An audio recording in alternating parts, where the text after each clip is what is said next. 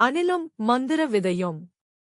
ஒரு அழகான காட்டில் சுட்டி என்ற சிறிய அணில் வாழ்ந்து வந்தது. அது எப்போதும் புதிய விஷயங்களை கற்றுக்கொள்ள விரும்பும்.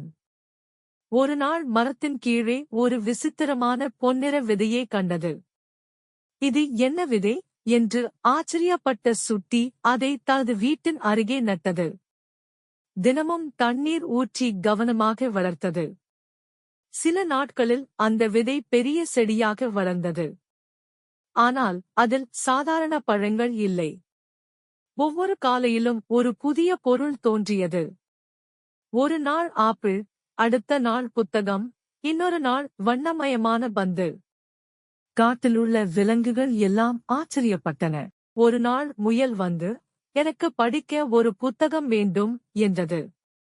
உடனே செடியில் ஒரு அழகான புத்தகம் தோன்றியது. மற்றொரு நாள் கிளி, எனக்கு நண்பர்களுடன் விளையாட ஒரு பந்து வேண்டும் என்றது. அடுத்த நொடியில் ஒரு பந்து தோன்றியது.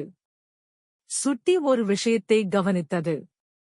நல்ல மனதுடன் யாராவது ஏதாவது கேட்டால் மட்டுமே அந்த செடி பரிசு கொடுத்தது. அதனால் எல்லா விலங்குகளும் நல்லவர்களாக இருக்கத் தொடங்கினார்கள். அவர்கள் ஒருவருக்கொருவர் உதவி செய்தார்கள். காடு முழுவதும் மகிழ்ச்சி நிறைந்தது. அந்த மந்திர விதை அனைவருக்கும் ஒரு பாடம் கற்றுக் கொடுத்தது.